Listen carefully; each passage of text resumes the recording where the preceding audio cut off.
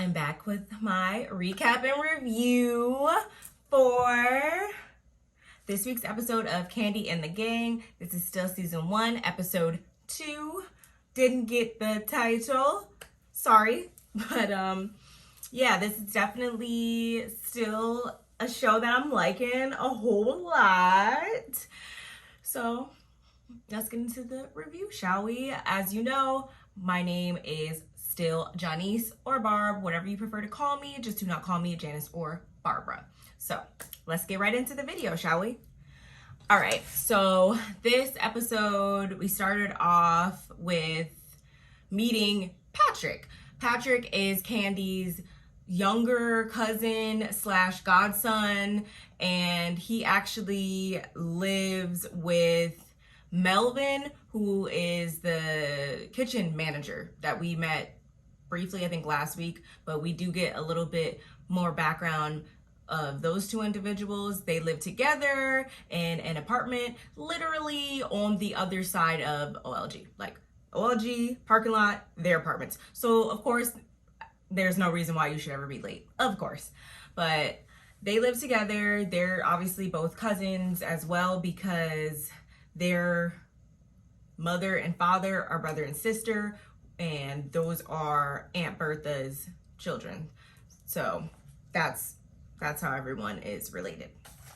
But yeah, they live together. So we're introduced to them briefly. Patrick he manages the parking lot, and apparently, although the business has had its peaks and valleys, the parking lot specifically is never lacking. I'm gonna just leave it there. But they're together, and we also find out that, I don't know if we found out here, but Patrick he keeps calling her his cougar, but she's not a cougar because he's 28 and she's 30, his girlfriend Safari. And I do see her, she's gonna be a part of this as well, because her picture is actually in the cast photo or whatever. So I guess we'll get introduced to her later on in the season. But we also get to see how Dominique and Brandon, they're finally having their little date, which goes well. They're both very attracted to one another, so that's great. But she also lets it be known that, she's still filling things out. But, as she's told us before, her main priority in life is to really go full throttle with dancing. She wants to dance for Beyonce one day. And I was like, I don't blame you at all. I would like to do that in my next lifetime as well. Beehive. But yeah, I totally understand that. Their date goes well, and they were just matching each other's energy, if you ask me. And so much so that he took that chance to try to kiss her at the end of the date, and she was like, no, too soon. And I was like, I'm not mad at it. Fine by me. Fast forward, Chandrika and Dominique, they also have a little, I don't know what you call it, but they go over to Torrance house, okay? And they're sitting down over the little charcuterie board, and they're just talking. Nothing really major came of that, except for Torrin turns the tables on Dominique, and it's like, so are you dating, like, who you dating, who you seeing, whatever. And she doesn't want to put all of her business out there on Front Street. One, I'm assuming because, you're literally dating the manager. And two, because she doesn't want to maybe get too ahead of herself. Meaning that, that was one date. Like, you don't want to just go, scream into the high heavens all right from the bat, because you don't even know the outcome of things. So I totally get that. But of course, they also took the time to not really plug his ears so much, but they definitely brought up Philip, and they obviously, anything that they say though, because he's nobody's favorite person at this current moment in time, anything they say, I'm pretty sure like he's going to take that in and, kind of start formulating his opinions. Typically, that's just, human nature. Sometimes we hear things, we kind of don't even think that we're being judgmental or taking it in. and starting to formulate our opinions about somebody, but sometimes it happens naturally. So we'll see where that goes. And the next scene we get, we see Aunt Bertha. She's at her house, and Melvin comes in, which is her grandson, as I said before. And, you know, I just have, like, my heart, oh my gosh. I'll get into that in another video because I do not want to start crying here. But I have, like, I love to see grandchildren and grandparent relationships. I love that. I love that so much, that dynamic. And it's something that really resonates with me personally. So that's why I said I'll get into a different time.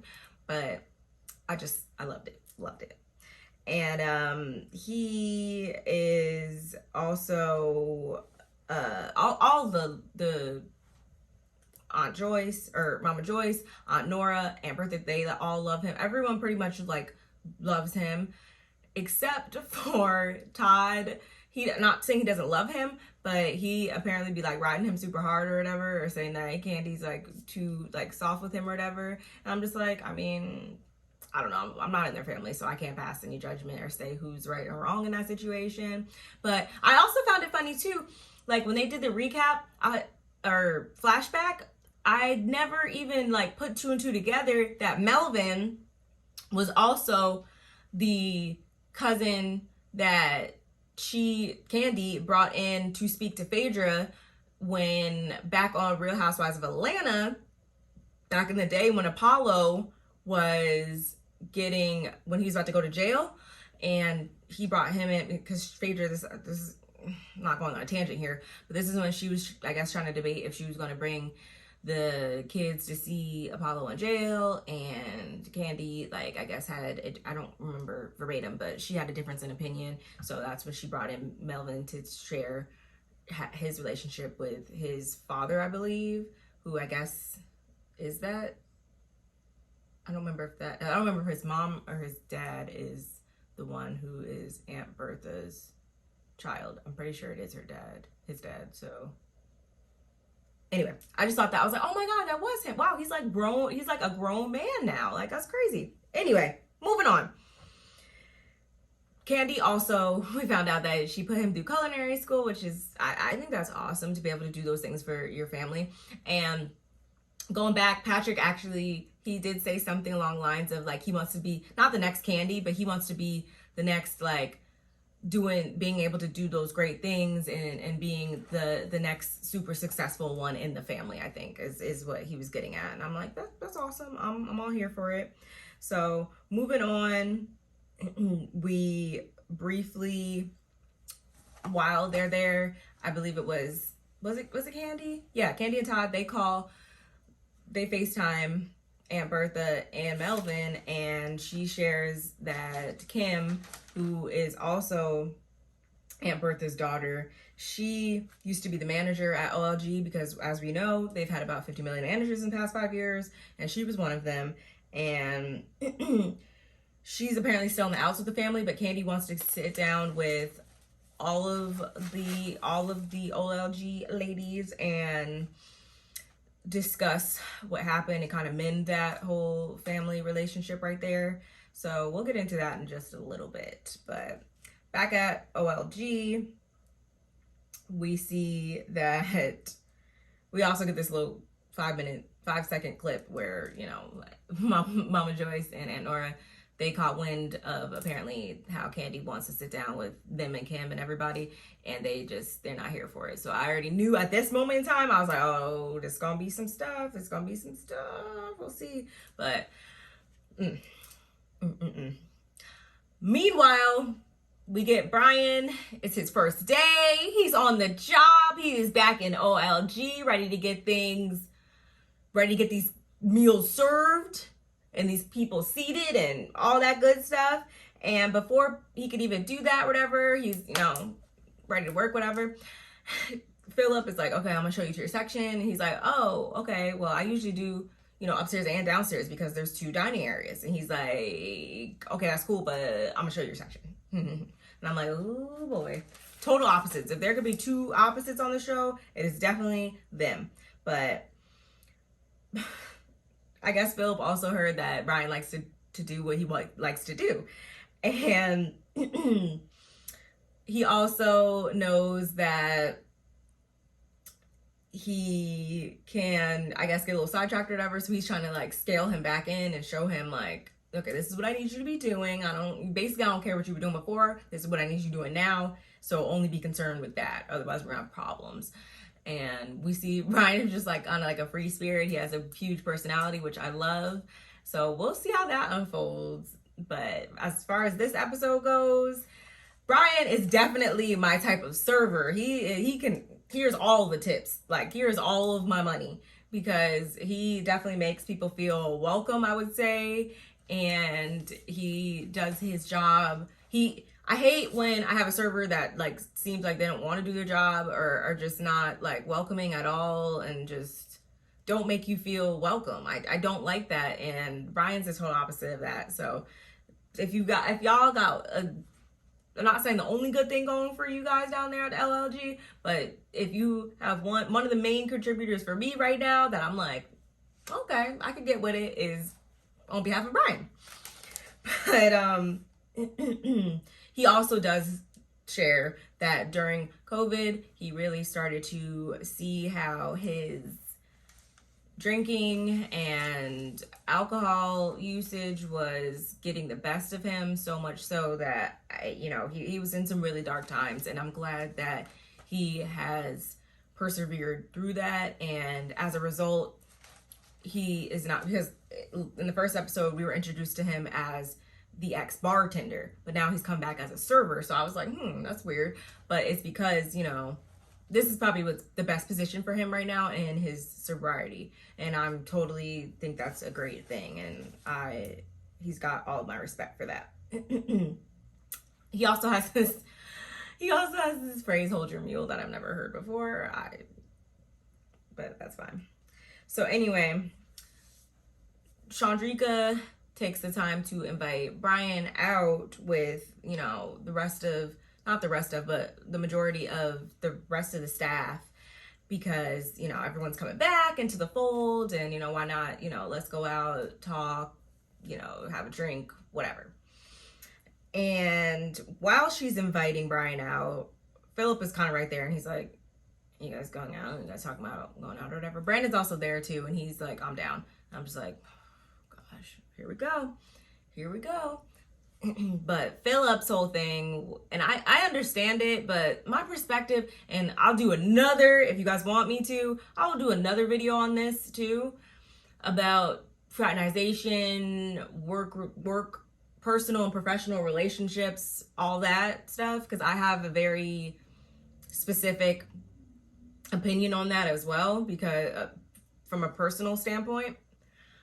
But as far as this whole situation, I get why Philip wouldn't want to necessarily come in and start hanging out right off the bat, maybe.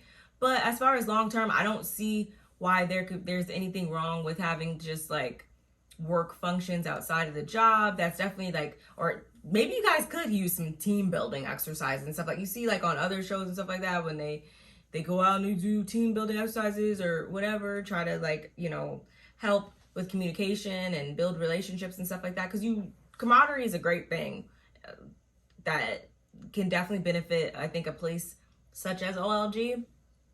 But Philip is just like, no, don't want no parts of it. But it's not even, I should have also said this in the beginning. It wasn't even, last week I was all the way here for him and his leadership style. Not mad at it. Everything's fine. I'm good with it. But this week, it just was like, it almost seems like he was attempting to be as unlikable as possible. There's nothing wrong with, not everyone's gonna like you in life, and that's fine. But it's almost like his mission is to be unlikable. I'm like, I don't think that that's conducive to the situation, because I feel like you get way better results and your productivity will be way better if your staff actually wants to work for you. I personally will work 20 times harder for someone that I, want to work for, that I respect, that I enjoy how they conduct themselves as a leader. I'm purposely using that word, versus a boss manager that either A, leads with fear, or 2, leads with just whatever you want to call how Philip was leading with it. Like, I get it, but he was just laying it on just a bit too thick for me this week. Let me know what you guys think in the comments. So we also meet his boyfriend, Philip. Oh, cute. And for the first time that I can recall, at least, we actually saw him smiling ear to ear. And I was like, okay, they're a cute couple. They look good together. It's a long distance relationship, I guess. I don't know where Felipe lives. He's Brazilian, if I can remember correctly. I don't think he lives in Brazil necessarily, but they have a long distance relationship. And I think that they're both hopeful that it won't always be long distance, that they'll probably, I'm assuming Felipe will move there maybe in the future, who knows. But I liked it, and he was kind of keeping it real and telling Philip some things that he needed to hear, if you ask me. He's like, do you think I'm rude or mean? Whatever he said. And he's like, well, yeah. But he kind of backtracked a little bit, but hopefully that got his wheels. Sometimes people just need to hear things from people that they like, love, whatever. They'll receive it better, maybe. Maybe Philip is one of those people. Maybe he needs to look at it from a different perspective or something. And we also find out that he lost his mom a year ago, and they were really close, and she's the motivation behind why he has such a great work ethic, I believe. And I was like, wow.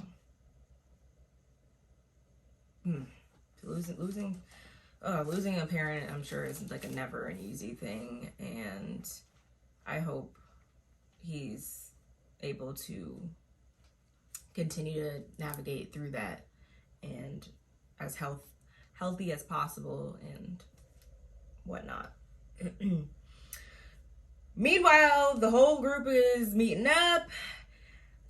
Apparently, Torrin and Brian used to, and I was like, Jesus Christ! Like, did everybody up in here?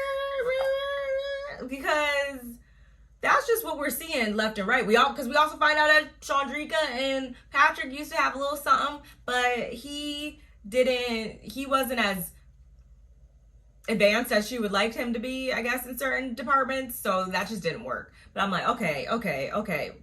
And as far as Brian and Torrin went, he was, how do you say, Torrin was a little bit too well endowed, is that how you say it, for Brian. I was like, okay. Thanks for the visual.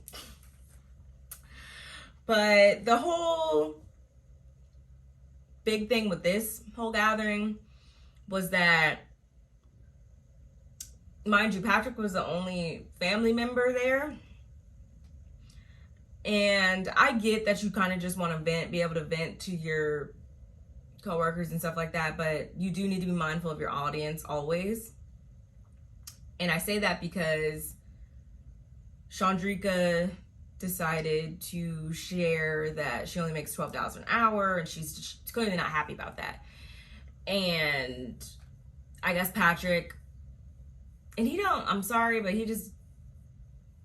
somebody else said that, I think, was it Rodney, the voice? I think so. He said that Patrick gives a dumb jock, and I was like, yeah, I can definitely see that. So maybe, because I didn't really see this whole thing as them completely trying to bash Kandi, OLG, whatever. I didn't really see it like that as much as I just saw employees venting their frustrations. Never said that they hated the place, hated them, or anything like that. There's just some things maybe that they would like to change. But Patrick took this all in as them talking junk about his family, and he didn't like that. And I was just like, I see his side too, but I don't think that that's a miscommunication, and we're striking up a game of telephone here. Here we go. And I'm like, whatever. I also want to try Brian's egg rolls. Just throwing that out there. So this next scene, we get the family intervention down at Kandi's guest house. And was it her cousin Wendy? I don't know. She's there. I don't know. I don't remember ever seeing her before, but I guess maybe we have seen her before on one of the shows or whatever. I don't, but whatever. Apparently she's kind of like the peacemaker, or she's like a great moderator for these types of things. These whenever they got a family issue, she's always the one there, help facilitating everything. So that's why Kandi brought her into fold. So it was Kandi, her, and Kim that were there at first, and I think maybe Aunt Bertha was there also. And then the last two that come in, of course, are Mama Joyce and Aunt Nora, who were like they're clearly only came because Kandi asked them to. Otherwise, they don't see it for Kim at this moment in time. But they all start getting into it. Kim says her feelings first, and she gets her phone out and starts trying to scroll for her receipts that she never quite located. Kim, did you find those receipts? Because we're inquiring minds would still like to know.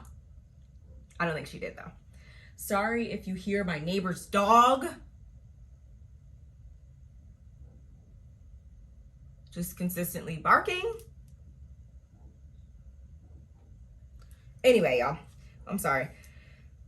And before she could even, like I said, she never located the damn things, but Mama Joyce, basically what happened was she denies saying anything. Apparently Kim felt as though Mama Joyce was talking crazy to her, talking about, oh, this is my mother kitchen, or this is my restaurant, whatever. And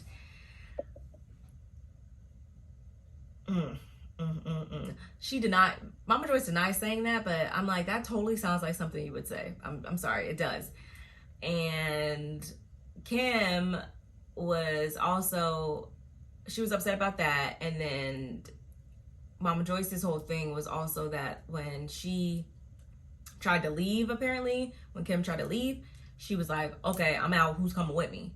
And I wouldn't like that either. That makes me look sideways at you. As Kandi said, in that same moment, I'm kind of was looking at you like, I don't really like that, because yeah, like that's fighting me at that point. So do you want to see my business fail and stuff? Like, okay, I understand if you know, you working for me as my family, as an employee, being my cousin, maybe it's not going to work. Like, business and family don't always work and stuff like that, or even close friends.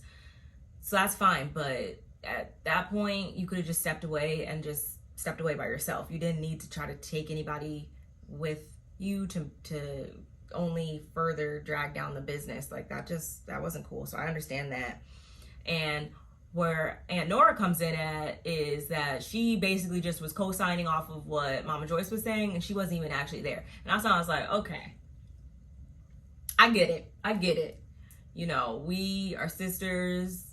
We stand together. Sorry, I'm just kidding.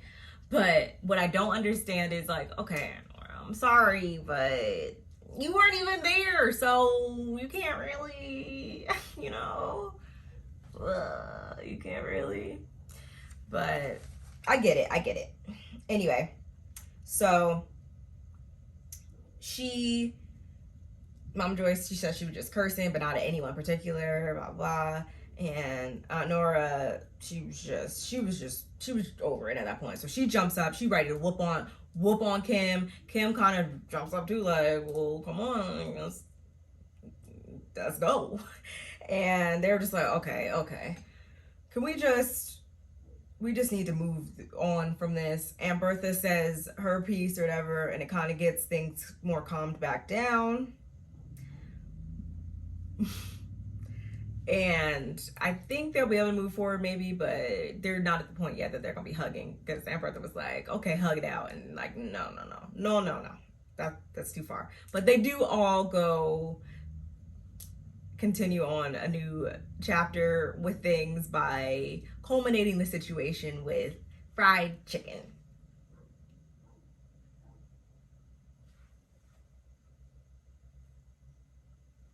I'll be fine with that. I'll be perfectly fine with that.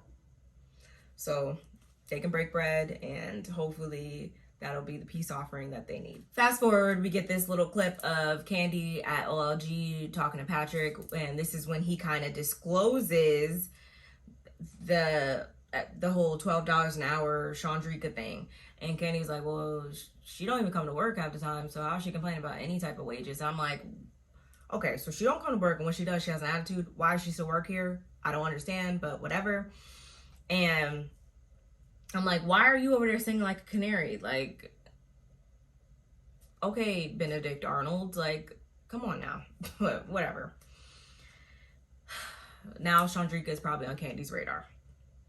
Great. Which, again, she has her own just issues. We all, as the viewers, have our issues with her, but it didn't need to be like put out like that, but whatever. Next, we see Torrin. He comes in and he sits down with Don Juan real quick or whatever, and they talk about how he's going to be back into the fold. Apparently, he didn't get paid for that last reunion event thing, and I was kind of like, whatever. Don Juan still doesn't like how he left, because when he left, he made it seem like it was because of COVID and XYZ, but then he was out and about all in people's faces, and it's like, okay, those two things don't go together. Totally understand that. But he's like, okay, go ahead, check out the space, whatever. So Torrin goes back there to check out the space, and he's like taking some measurements or whatever. And Philip is in there. He's in there. Philip is in there Philipping, and Torrin's like, oh, hi, you know. He's like, oh, hi, why don't you come over here and sit down? So, you know, or he's like, did you want to come over here and talk or whatever? And he was like, oh, I didn't know, like, is this like a formal thing? Like, I didn't know, I didn't know anyone was going to be in here, but he's like, okay. So he starts to make his way over there, and he's still saying something. And Philip's like, I'm used to talking to people face to face. And it was just like,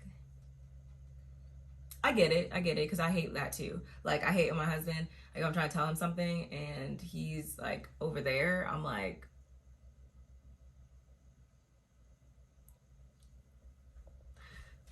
so I get it, but at the same time, it was like,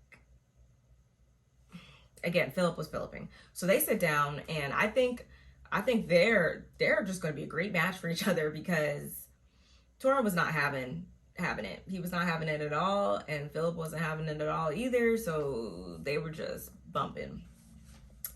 And Torrin was like, I didn't know I was coming, in for an interview. Or Philip was like, I'm not, conducting an interview right now. And Torrin was like, I'm not either. It was just like, okay. And that was all because Philip said that Torrin was being rude. And I'm trying to remember everything, y'all. He was saying that he came in rude, and I was like, I don't really feel like he came in rude, but okay. And again, I don't know if his energy matched the fact that he had already started to hear some things about how Philip was. Because if that's the case, then he shouldn't have done that. But at the same time, I don't think he was being rude, and I don't know how that whole thing is going to work. But I think that everyone needs to get everything in. Todd, Kandi, Don Juan, whoever, like, they need to definitely get things, everybody on one accord before things start to just build up and create more of an issue. Like, you don't want to make more of an issue, because you're putting in all these controls now to remedy the situation. But you got one person over here with a strong personality. You got this person with a strong personality and a big mouth, and this person's over here super opinionated. That's a lot of different factors that can potentially cause more havoc than bliss. So I don't know, guys. We'll see. But that was pretty much it for this episode. Let me know what you guys think of my recap and review. And until I see you guys in the next one, bye.